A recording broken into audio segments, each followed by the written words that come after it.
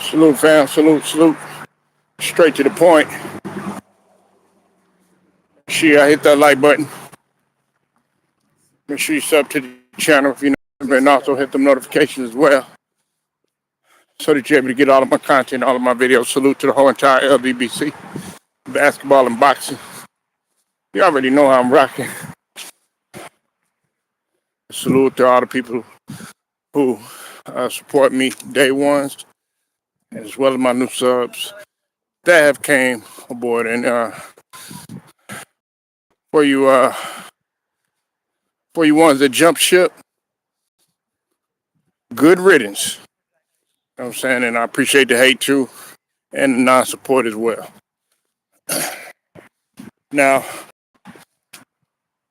according to new reports, Gervonta Tank Davis has yet another warrant in the city of Baltimore, and this is just as he had just bonded out. Of course, you know the situation that had happened here recently when he had to do short in jail and then ended up bonding out.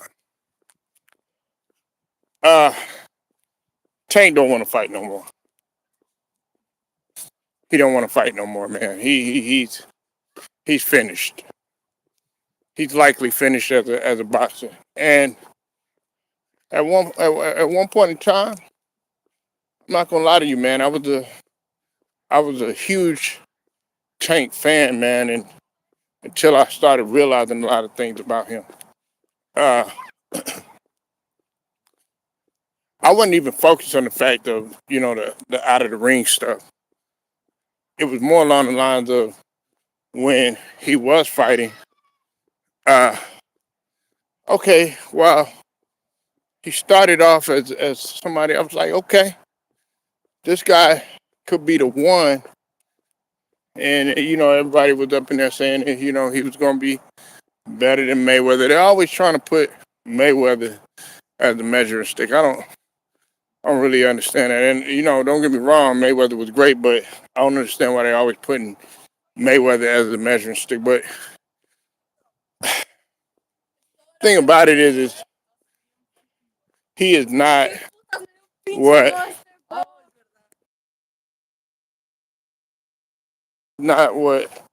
I had embodied as a fighter that was going to take that next leap.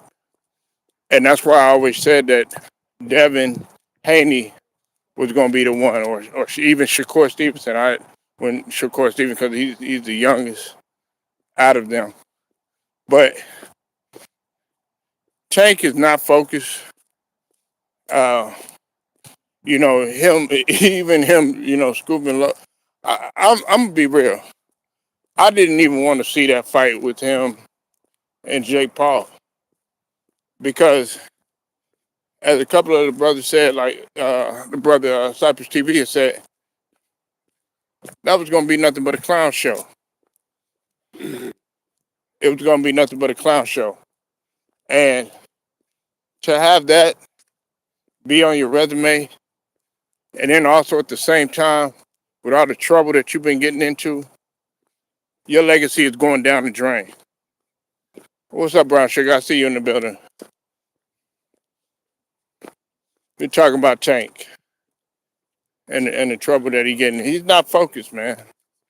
He's really not focused. Now, I know what people are going to say. They're going to sit up here and they're going to bring up Mike Tyson.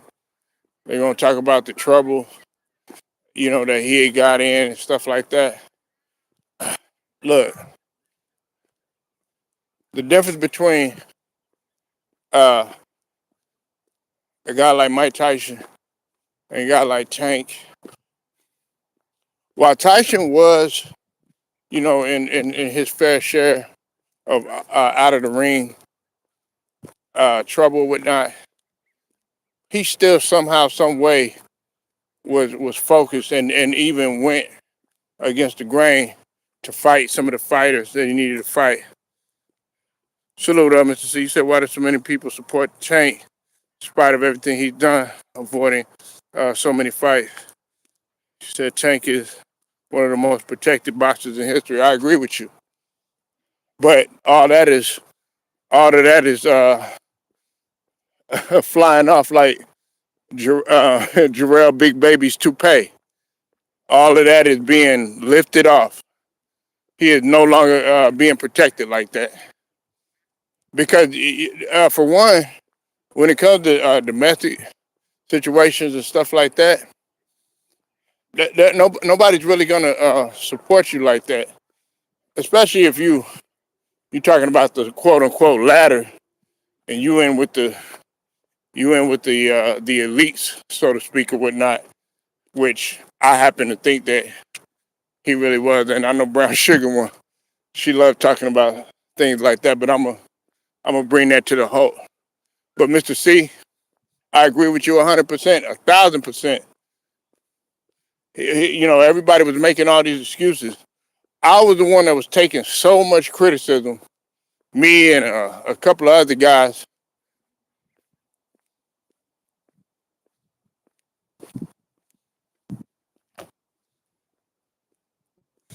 He have a lot going on. It's personal. Well, I mean, the thing about it is, look, the thing about it is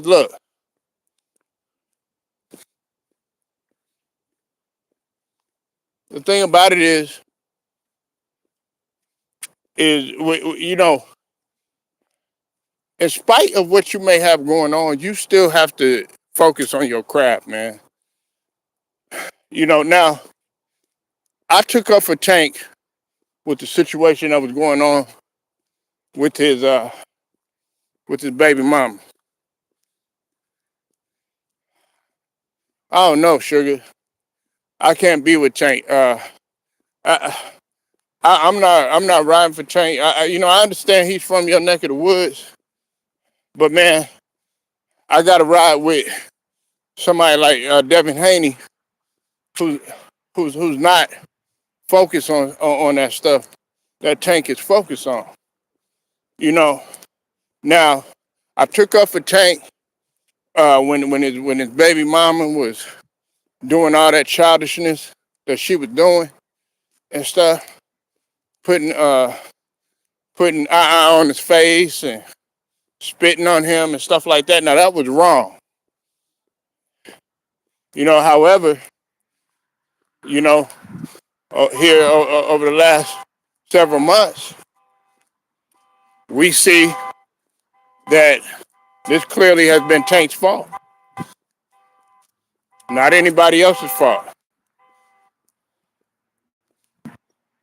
So I can't take up for Tank. And look, he's a talent that you just and he's sitting here, he's wasting time. He doesn't have that much time, Brown Sugar. He's already 31, 32 years old. Then he got to get back into shape. He really didn't look that good against Lamont Roach either. You know, now let's take I'm gonna take a whole nother angle for you right now, right? Look at Christiane Rock.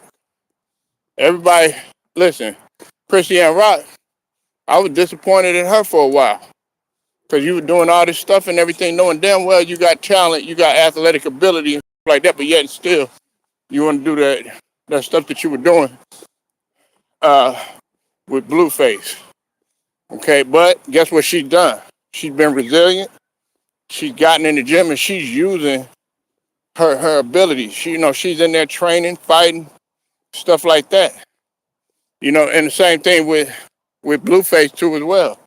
You know, Blueface got out of jail and he was overweight.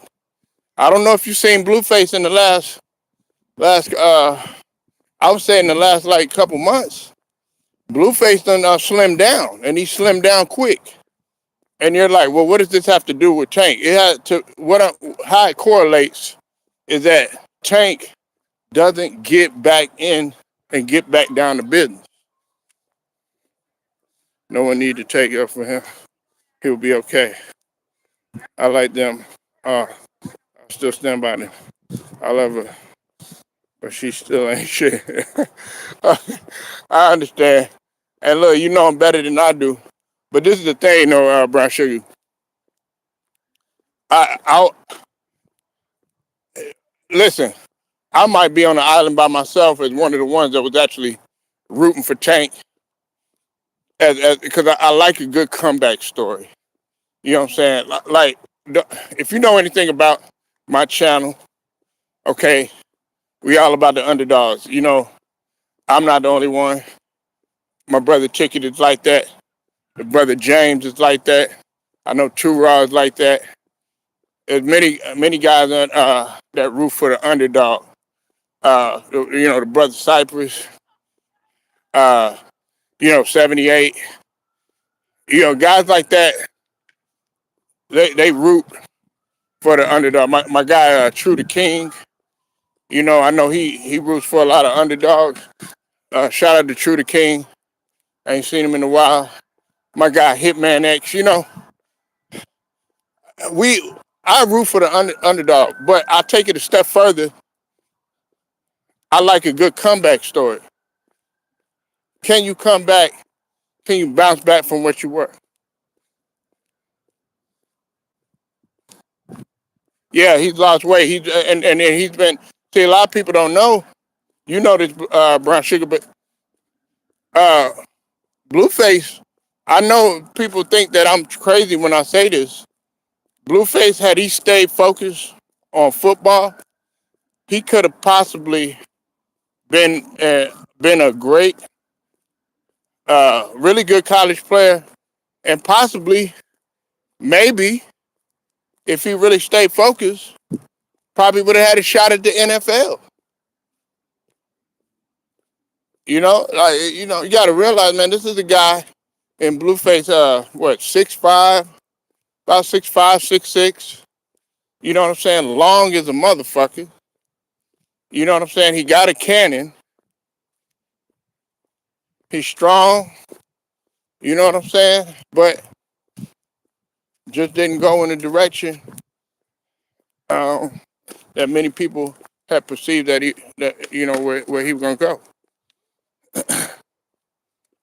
Man, I don't. Man, look, I didn't even mean it like that.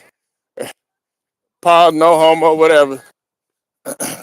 I'm saying he got length in terms of his wingspan. But it's crazy that you know we got to say that in this generation.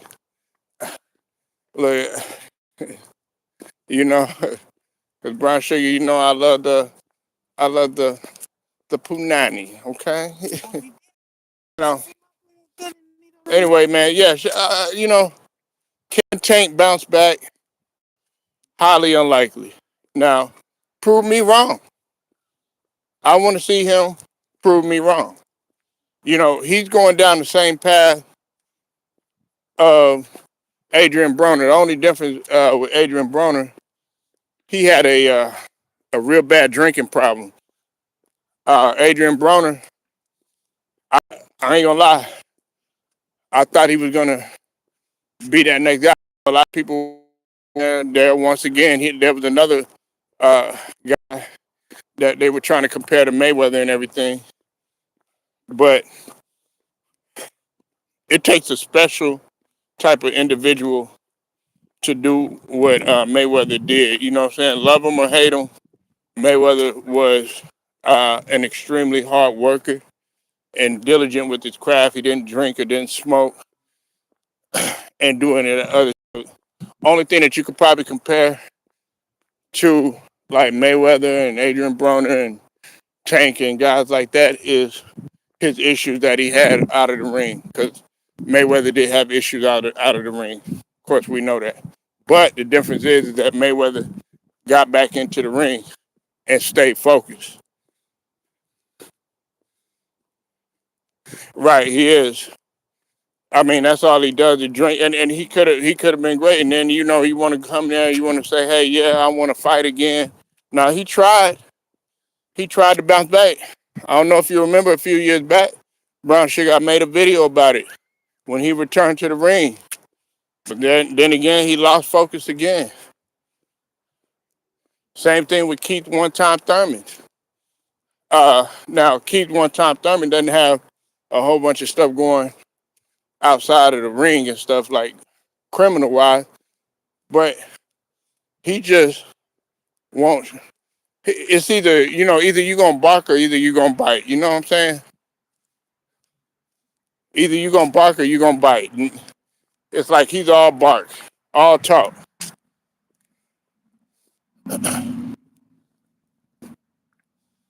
So uh, at this point I want Tank to get his life together. Now boxing got to be on the back burner. I'm sorry to say. Now it's all about getting your life together, getting your priorities in order. And I'm old enough to tell Tank that because I'm older than him. And I'm pretty sure he's had guys in his corner. Uh, Calvin, a whole bunch of guys in his corner that have said, "Hey, man, you fucking up." And I would sit him down as a big bro, you know, because he's young enough to be like my younger cousin, not quite my nephew, because I ain't that older than him, but I would sit him down and say, "Hey, look, man, you got to get your priorities in order. You got to get your shit together." Then let that boxing fall through. And I know some people don't want to hear that. They want to hear me get on here and just continue to bash. Like Brown Sugar said, okay, we never know how a person is truly feeling. Maybe he doesn't want to look. I'm not trying to be negative, but maybe he does not want to box like that anymore. Maybe he's finished and he probably just wants to do something else and doesn't really know which direction to go at this point. He's angry about a lot of things. If anything, I think that if he already has not done, he needs to go see a therapist. Go sit down and go see, a psychiatrist or something like that. And look, I'm not here to uh, diagnose anybody with any type of mental health, but it is real. To be honest, these cats need older people to talk to instead of knocking them down like we had back in the day growing up. But see, I agree. But see, nowadays, you got it's unfortunate, man. You got the old heads and the OGs and the older cats trying to take the place of the YNs, if that makes any sense. They still want to live out their fantasies like they did when they were in their teens, when they were in their 20s, and when they're in their 30s. No, those days are gone. And you got to realize that. Those days are gone. But you got some guys. Look, it's okay to, you know, not like me. I don't think about the age stuff or anything like that. But come on, man. You still you still trying to be a gangster at 50 and 60, and you still want to live out your fantasies that you weren't able to live. Your time has passed. You gotta let the other young generation take over. The young generation is supposed to be better than you. Once he found out the bad politics, it's all about money, not true about boxing. He didn't want it no more.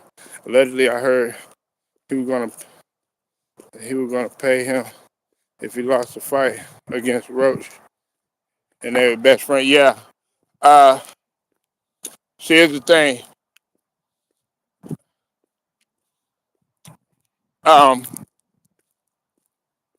See, with that right there, man. See, and I'm glad you brought that up because I want to say the brother 78 had talked about that too. Shout out to 78. About the politics that just goes on, about the uh, the shady shit that goes on in boxing. Everybody knows that Lamont Roach won that fight, Sugar. And the fact that it was a draw just goes to show you how much how much a lot of people believed in Tank more so than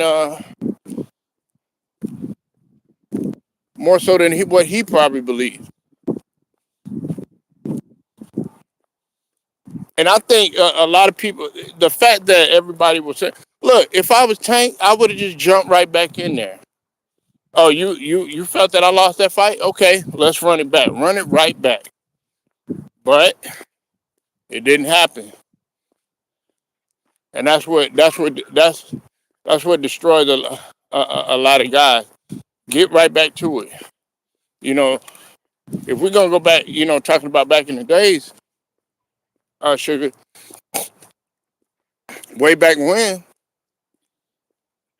you lost the fight, guess what? Like Riddick Bowe and Holyfield, they ran it back. They're like, nah, let's do it again.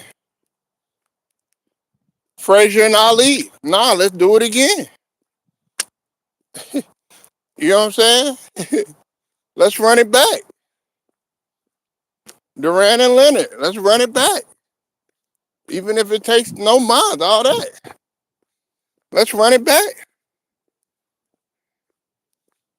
So it's a touchy situation, and I'm glad because you boots on the ground pretty much, Sugar, in that neck of the woods, and I know you close cahoots with uh, a lot of Tank's people. But I'm just gonna say this, man, and people me if they want to. Even though I'm real critical of Tank as a fighter, he still is a brother. Okay, he still is a brother, and this is when this is when boxing and stuff like that goes out of the window. This is when sports goes out of the window. I'm hoping that he gets. That's where I'm at with it. And people can get mad at me all they want to. Look, I rep all day, Lions Den all day. You know what I'm saying? But at the same time, we got to talk about reality. We got to talk about facts. If it was your nephew, if it was your brother, if it was your son, we got to look at it like that. Now, of course, there are choices, but there's also consequences in life. Let me move right along. I'm gonna talk about this situation uh, with the Utah Jazz real quick. Now, as you know, the Utah Jazz, uh, they acquired Jaren Jackson Jr. over there. Uh, had some other people that came with Jaren Jackson Jr. and in exchange, Memphis received uh, three players and were able to get the picks, three first round picks, if I'm not mistaken. Uh, if we're looking at it from a long term standpoint, I think Utah won the trade because JJJ does have a few years left. Utah is on the come up. You got marketing. You got Keontae George. Now you've added a defensive presence. I know a lot of people been getting on JJJ about his defense. He hasn't quite been the same since he won that defensive player of the year. He wasn't gonna run it back because he didn't want to lose. Yeah, it is a dirty game. I agree with you. I'm sorry about that. I didn't see your message. But I think Utah is on the come up, man. They got something brewing over there. And they've they've shockingly beaten some good teams, man.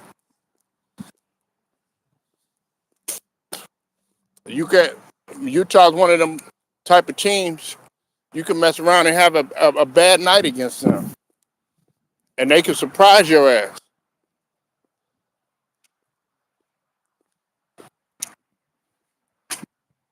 But not gonna hold y'all. Sugar, thank you for pulling up. Mr. C, thank you for pulling up. Want y'all to like the video, share, subscribe, hit them notifications as well. And our shouts out to the whole entire LDBC. My Cash App, $ straight to the point 77. Till then, man, I'm out, y'all.